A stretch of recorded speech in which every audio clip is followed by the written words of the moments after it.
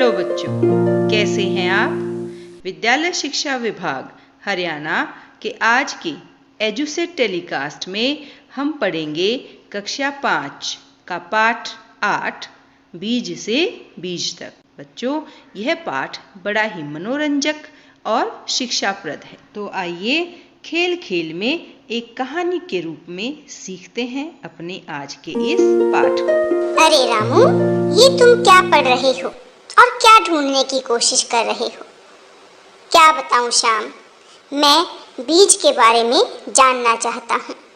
ये कैसे होते हैं, कैसे उगते हैं, और मैं तो जो भी फल सब्जी खाता हूँ उसके अंदर मुझे बीज मिलते हैं। मैं बड़े परेशान हूँ, मैं इनको जानना चाहता हूँ। तो यह कौन सी मुश्किल बात है? तुम चलो मेरे साथ, मैं तुम्हें किसी से मिलवाता हूँ जो तुम्हें इनके बारे में सारी कहानी बताएगा। चलो चलते हैं। कक्षा 5 में जहाँ बूढ़े बरगद दादा बीज से बीज तक की कहानी अपने नन्हे मुन्ने पौधों को सुना रहे हैं। ये बड़ी मज़ेदार कहानी है। तुम भी इस कहानी को देखकर सीख जाओगे किस प्रकार से बीज बनते हैं और इनकी क्या कहानी है। चलो चलते हैं। दादा दादा, हमें बताओ, इतने सारे बीज इन सब्जियों के अंदर कैसे आते हैं और ये क्या होते हैं? बच्चों, बीज तो प्रायः हर फल और सब्जी में होते हैं, जैसे गेहूं, चावल, चना, बाजरा, जीरा या सौंफ। ये सब बीज ही तो हैं। ना केवल सब्जी, अनाज, बल्कि फलों में भी बहुत सारे बीज होते हैं और इन सभी का आकार अलग अलग होता है। और बच्चों, बड़े मजे की बात यह है कि बहुत सारे फलों में तो अनगिनत बीज होते हैं जिन्हें गिनना बड़ा मुश्किल होता है। क्या आप ऐसा कोई फल सोच सकते हैं? हाँ दादाजी, पपीते का फल देखा है मैंने। उसके अंदर बड़े गोल गोल काले रंग के सुंदर सुंदर बीज होते हैं, लेकिन उनकी संख्या तो बहुत ज्यादा होती है। उन्हें गिनना बड़ा मुश्किल काम है। परंतु दादाजी, मैं सोच रही थी, फल में भी बीज, सब्जी में भी बीज, अनाज में भी बीज, तो क्या बीज में भी कुछ होता है? हाँ, तुम ठीक सोच रही हो बेटा। बीज में भी बहुत कुछ होता है। जैसे आप किसी बीज को जमीन में डालते हो तो बताओ क्या होता है? दादाजी, बीज धीरे धीरे अंकुरित होता है, जिससे नया पौधा निकलता है। हाँ, ठीक कहा तुमने, यह तो मैंने भी देखा है। परंतु दादाजी, यह सब कैसे होता है? शाबाश बच्चों, तुम्हारे अवलोकन की शक्ति तो बहुत बढ़िया है। मैं तुम्हें एक क्रियाकलाप दिखाता हूँ जिससे तुम अच्छे से सीख जाओगे। इस क्रियाकलाप में मैं आपको बीज के अंकुरण की विभिन्न अवस्थाओं को क्रमवार दर्शाना सिखाऊंगा। इन अवस्थाओं से आप सीखेंगे किस प्रकार से जब आप एक बीज को मिट्टी में डालते हैं तो वह धीरे धीरे उगता है। बच्चों, बीज से अंकुर निकलने के लिए बीज को कुछ चीजें आवश्यक रूप से चाहिए होती हैं, जैसे हवा, पानी, मिट्टी और उचित ताप। जब इस प्रकार की परिस्थितियां बीज को मिलती हैं तो बीज से अंकुर निकलकर पहले जमीन की ओर जाते हैं और कुछ दिनों बाद इसमें से प्रांकुर के रूप में एक कोंपल ऊपर की ओर निकलती है, जिससे पौधा बनता है। जैसे आप यहाँ चित्र में देख पा रहे हैं। जो प्रांकुर निकला है, ये धीरे धीरे जो एक कोंपल है, ये नीचे अब हम यहाँ इसकी जड़ें दिखा रहे हैं। जैसे जैसे जमीन के ऊपर का जो प्रांकुर है जिससे पौधा बनता है वह बढ़ता है, तो जड़ें भी नीचे की तरफ गति करती हैं और उनकी वृद्धि होती है।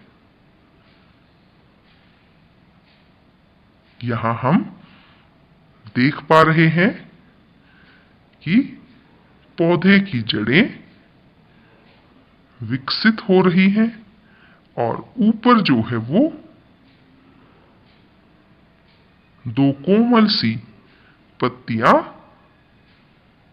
विकसित हो रही हैं। जब ये पत्तियां धीरे धीरे उचित वातावरण प्राप्त करती हैं,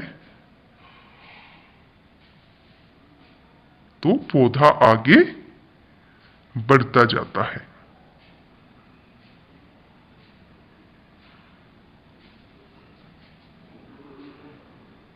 ये सारी बीज के अंकुरण की विभिन्न अवस्थाएं हैं और ये इनका क्रम भी है। आप भी एक छोटा गमला लेकर के जिसकी तली में छेद हो, उसमें मिट्टी भर के 2-3 बीज डालिए और मिट्टी को गीला करिए। बीज के उगने की प्रक्रिया का आप अवलोकन कीजिए। जिस प्रकार से यहां आप चित्र बनाएंगे, उसी प्रकार से आपके डाले हुए बीज भी गमले में उगेंगे।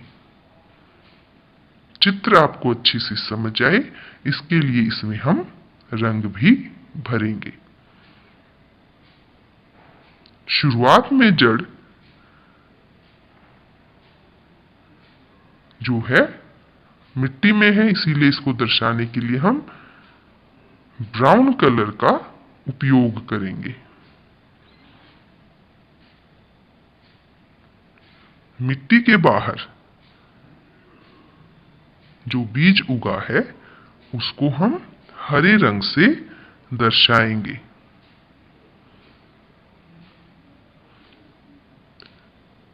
बच्चों, पौधों में पत्तों का रंग हरा क्यों होता है, ये हम अपनी अगली कक्षा में पढ़ेंगे।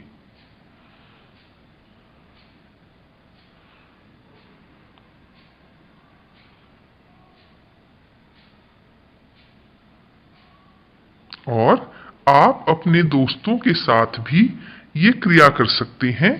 आप और आपका दोस्त या आपके भाई बहन मिलकर के 2 गमलों में बीज डालें और ये देखें किसके बीज सबसे पहले उगे हैं। साथ ही आप यह अवलोकन भी कर सकते हैं कि दोनों में से किसके बीज नहीं उगे। साथ ही मैं आपको बताना चाहूंगा कि जो आप प्रयोग करेंगे या ये क्रियाकलाप करेंगे, उस समय कमरे का तापमान या आपके आसपास जहां आपने गमला रखा है वहां का तापमान, वहां की हवा की जो नमी होती है, उसके अंतर से भी बीजों के अंकुरण में अंतर हो सकता है। इतना ही नहीं बच्चों, इस विषय पर आप अपने माता पिता से भी जानकारी प्राप्त कर सकते हैं कि पौधों को बढ़ने के लिए क्या क्या आवश्यकताएं होती हैं, जैसे कैसी हवा चाहिए, तापमान कितना हो या मिट्टी कैसी हो, और पानी की आवश्यकता कितनी होती है। ये अत्यंत महत्वपूर्ण बातें होती हैं बच्चों। कोई भी पौधा या फसल जब उगाते हैं तो उस पर उसके आसपास के वातावरण का बहुत बड़ा प्रभाव होता है। आप ये भी देखेंगे कि जो बड़े पेड़ हैं उनके आसपास और नीचे जो उनके बीज गिर गए थे, उनसे भी कई छोटे छोटे पौधे उग जाते हैं।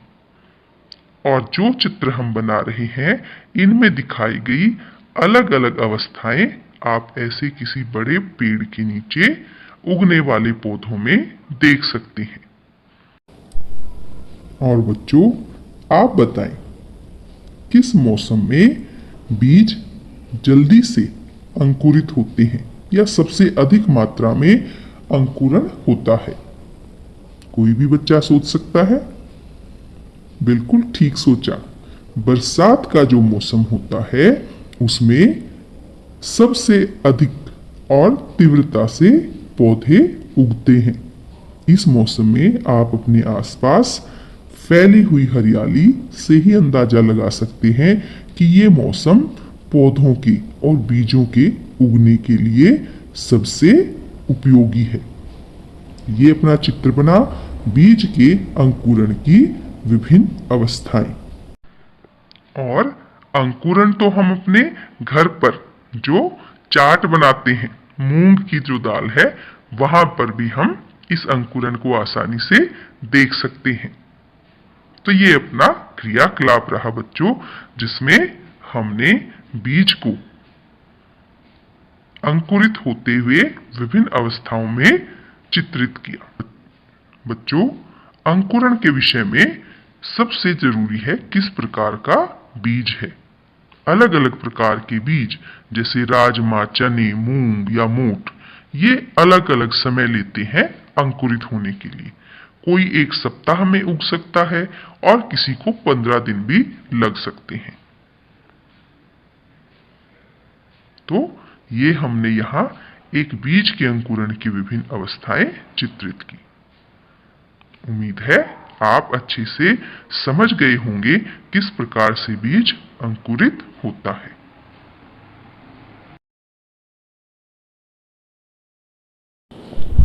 यही नहीं बच्चों, मैं तुम्हें रामू की बाड़ी में भी लेके चलता हूँ।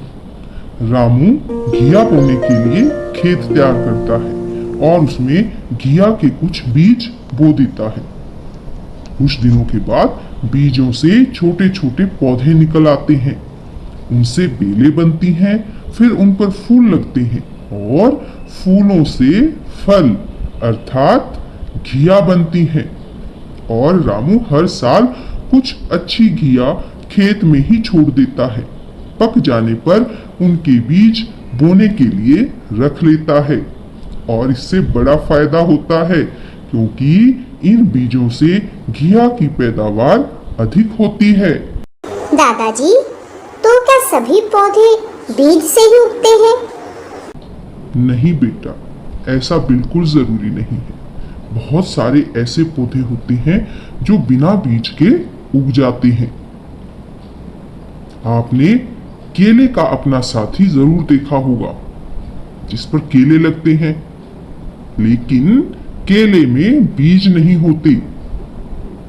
लेकिन दादाजी, यदि केले में बीज नहीं होते, फिर ये कैसे उगता है? बच्चों, इसके तने से ही नया पौधा उगता है। इसका तना जमीन में होता है। अच्छा, तो क्या कुछ और पौधे भी होते हैं दादाजी जो बिना बीज के उगते हैं? हाँ, ऐसे बहुत से और पौधे होते हैं, जैसे गन्ना, गुलाब, गुड़हल। ये बिना बीज के ही उगाए जाते हैं। इन पौधों की किसी टहनी को एक खास तरीके से काट कर कलम तैयार करते हैं और कलम को मिट्टी में रोपने के लिए कुछ समय बाद उससे नए पौधे उगाते हैं। अगर आप आलू को मिट्टी में दबा दो तो उससे भी पौधा उगाता है। क्यों दोस्त, आई बात समझ में? हाँ, समझ आई। परंतु अभी भी कुछ प्रश्न हैं, जैसे पौधा कहीं उगता है और उसका बीज कहीं और पहुंच जाता है, ये कैसे होता है? बीज कैसे एक स्थान से दूसरे स्थान तक चले जाते हैं? इसकी तुम बिल्कुल चिंता मत करो। इसके लिए हम बरगद दादा की आगे की कहानी सुनते हैं। बच्चों, बीज बड़े कमाल के होते हैं। इनके कारण पौधे एक स्थान से दूसरे स्थान तक पहुंच जाते हैं। अच्छा दादाजी, ये कैसे होता है? आओ बताता हूं। ये आख के बीज हैं। ये बड़े हल्के होते हैं और हल्के होने के कारण ये हवा के साथ उड़कर बहुत दूर तक जा सकते हैं, जिसके कारण जहां ये बीज पहुंचेंगे वहीं पर आक का पौधा उग आएगा।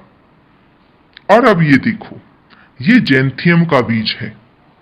जैंथियम के बीज पर कांटे से होते हैं और ये कांटे जानवरों के शरीर से चिपक जाते हैं और जहां जहां जानवर जाएगा वहां अलग अलग स्थानों पर ये गिरकर नए जैंथियम के पौधे को जन्म देते हैं। है ना बड़ी मजेदार बात कि पौधा चल नहीं सकता, लेकिन बीज के कारण अपने एक स्थान से दूसरे स्थान तक जाकर नए पौधे की उत्पत्ति कर सकता है, केवल बीज की सहायता से। और ये देखो, ये हैं सिरस की फलियां। सिरस की फलियां पक जाती हैं और पकने पर सूख जाती हैं। सूखने के बाद ये वहीं आसपास बिखर जाती हैं, जिससे दूसरे पौधे उग जाते हैं और इसी प्रकार धीरे धीरे अनेकों पौधे ज्यादा स्थान पर उग जाते हैं। और अब मैं आपको दानेदार जो बीज होते हैं उनको दिखाता हूं। जैसे गेहूं के दाने। गेहूं के दानों को पक्षी अपनी चोंच में दबाकर उड़ जाते हैं। कुछ को खा लेते हैं और कुछ यदि कहीं गिर जाते हैं तो वहां पर नए पौधे उग आते हैं। तो देखा बच्चों, किस प्रकार से बीज पौधे को एक स्थान से दूसरे स्थान तक ले जाते हैं। परंतु अब मैं आपसे एक प्रश्न पूछता हूं कि बीज किसकी सहायता से एक स्थान से दूसरे स्थान पर जाएंगे। बिल्कुल सही, बीज एक स्थान से दूसरे स्थान पर पशु पक्षियों, मनुष्य, वायु और पानी की सहायता से जाते हैं। बच्चों, क्या आप जानते हो इस प्रक्रिया को क्या कहते हैं? मैं बताता हूं। पशु पक्षियों, मनुष्य, वायु और पानी द्वारा बीजों का एक स्थान से दूसरे स्थान तक जाना प्रकीर्णन कहलाता है। इसके विषय में हम आने वाली कक्षाओं में पढ़ेंगे। साथ ही बच्चों, दूर देश से पौधे हम अपने साथ भी ला सकते हैं। जैसे किसी दूसरे स्थान से हम फल, सब्जियां या अनाज खरीदते हैं और उन्हें अपने घर तक लाते हैं, और जब उनकी गुठली या बीज को उस स्थान पर फेंकते हैं तो एक अनजाने में ही हम एक पौधे को एक स्थान से दूसरे स्थान पर ला देते हैं। और अब मैं आपको एक ऐसी शख्सियत के बारे में बताना चाहता हूं जो हरित क्रांति के जनक हैं। आनुवांशिकी वैज्ञानिक MS स्वामीनाथन। इनका जन्म 7 अगस्त 1925 को तमिलनाडु के कुंभकोणम में हुआ। और बच्चों, उन्होंने 1960 के दशक में मैक्सिको, जो कि अमेरिका में है, के गेहूं के बीजों को गेहूं की घरेलू किस्मों के साथ मिश्रित करके उच्च उत्पादकता वाले गेहूं के बीज विकसित किए। बच्चों, इन बीजों से देश में पहली बार गेहूं की बम्पर पैदावार हुई और ये स्वामीनाथन जी के अथक प्रयासों की वजह से ही देश में हरित क्रांति आई और इसीलिए उन्हें हरित क्रांति का जनक माना जाता है। और बच्चों, इस हरित क्रांति के बाद ही भारत अनाज के मामले में आत्मनिर्भर हो गया। परंतु बच्चों, कभी कभी जो हमारे उपयोगी बीज होते हैं उनके साथ कुछ ऐसे बीज भी आ जाते हैं जो खरपतवार के रूप में होते हैं और वो हमारे स्वास्थ्य के लिए भी हानिकारक होते हैं। जैसे 1960 के दशक में गेहूं की पैदावार बढ़ाने के लिए मैक्सिको से जो गेहूं की उन्नत किस्म भारत में लाई गई, उसके साथ गाजर घास के बीज भी आ गई और आज यह घास आप हर तरफ खरपतवार के रूप में फैली हुई देख सकते हैं। यह हमारे सेहत के लिए बहुत हानिकारक है। वाह दादाजी, फिर तो हमें बीजों के बारे में बहुत सावधान रहना चाहिए। हाँ, ठीक कहा। परंतु दादाजी, एक बात अभी भी मुझे समझ नहीं आती, पौधों के इतने अलग अलग प्रकार कैसे होते हैं? कैसे एक स्थान पर पाए जाने वाले पौधे दूसरे स्थान पर पाए जाने वाले पौधों से भिन्न होते हैं? बहुत कमाल की बात कही तुमने। पौधे स्थान, जलवायु और मिट्टी के अनुसार अलग अलग प्रकार के हो सकते हैं। जैसे मैं तुम्हें दिखाता हूं, यह देखो, यह सबसे पहली प्रकार के पौधे हैं। इन्हें देखो, यहाँ मौसम सुहावना होता है और यहाँ उगने वाले पेड़ों की शाखाएं लंबी और पत्तियां घनी होती हैं, जैसा आप चित्र में देख रहे हैं। और यह है दूसरी प्रकार के पौधे। देखा, बर्फ के अनुसार यहाँ ठंड बहुत होती है और यहाँ उगने वाले पेड़ लंबे व शंकु आकार के होते हैं। इनकी पत्तियां सुई जैसी नुकीली और पतली होती है। बताओ तो इसका क्या फायदा होगा? सही कहा, इससे उन्हें बर्फ से राहत मिलेगी। जब बर्फ गिरेगी तो इनकी जो शंकु आकार है उसकी वजह से पत्तियां बर्फ को अपने ऊपर नहीं रोक पाएंगी और बर्फ नीचे गिर जाएगी। साथ ही ये देखो, तीसरा प्रकार, यहाँ दलदल है और यहाँ पाए जाने वाले पेड़ बहुत लंबे हैं। इनके फल ऊंचाई पर लगते हैं और चारों ओर पानी ही पानी है और मौसम सुहावना होता है। इसीलिए ये उसी के अनुसार स्वयं को अनुकूलित कर लेते हैं। और ये आपके सामने एक सबसे अलग प्रकार के पौधे।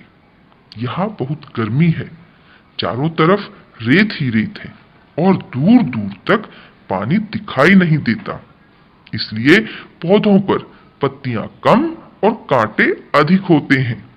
तो देखा, पौधे भी किस प्रकार से जलवायु के अनुसार स्वयं को अनुकूलित करते हैं। क्यों दोस्त, समझ आया ना? हाँ, यह बहुत मजेदार था और मेरे मन की सभी शंकाएं भी दूर हो गई हैं। तो फिर चलो, जो हमारे साथ साथ इस वीडियो को देख रहे हैं उनको और अच्छे से समझाने के लिए कुछ प्रश्न करते हैं। आप भी हमारे साथ ये प्रश्नोत्तरी करो और अपनी कॉपी में भी लिखना। और आपका पहला प्रश्न है, निम्न में से किस किस में बीज पाए जाते हैं? और आपके विकल्प हैं भिंडी, तोरी, अनार या उपरोक्त सभी। और आपका जवाब एकदम सही है, विकल्प घ। और प्रश्न 2 है दोस्तों, निम्न में से बिना बीज के पौधे चुनिए। आपके विकल्प हैं केला, सेब, चीकू या संतरा। और आपका जवाब है विकल्प क यानी केला। और दोस्तों प्रश्न 3 है, वायु, जल और मनुष्य बीज के लिए कैसे उपयोगी होते हैं? और इसके विकल्प हैं बिजाई में, धुलाई में, कटाई में या फिर प्रकीर्णन में। और इसका जवाब है विकल्प घ यानी प्रकीर्णन में। और दोस्तों प्रश्न 4 है, लंबे व शंकु आकार के पेड़ कैसे वातावरण में पाए जाते हैं? और आपके विकल्प हैं गर्म वातावरण में, बहुत ठंडे वातावरण में, समुद्र किनारे या सुहावने मौसम में। और आपका जवाब है विकल्प ख यानी बहुत ठंडे वातावरण में। आप बहुत अच्छे से जवाब दे रहे हो दोस्तों। प्रश्न 5 देखते हैं, हवा के द्वारा उड़कर बिखरने वाला बीज कौन सा होता है? और आपके विकल्प हैं आम का, आक का, संतरे का या फिर गन्ने का। और आपका जवाब है शाबाश, विकल्प ख यानी आक का बीज हवा से उड़कर बिखर जाता है। तो प्यारे बच्चों, ये हमने पढ़ा पाठ 8 बीज से बीज तक। उम्मीद है आपको अच्छे से समझ आया होगा। दिए गए प्रश्नों को आप अपनी कॉपी में लिखें। फिर मिलेंगे। धन्यवाद।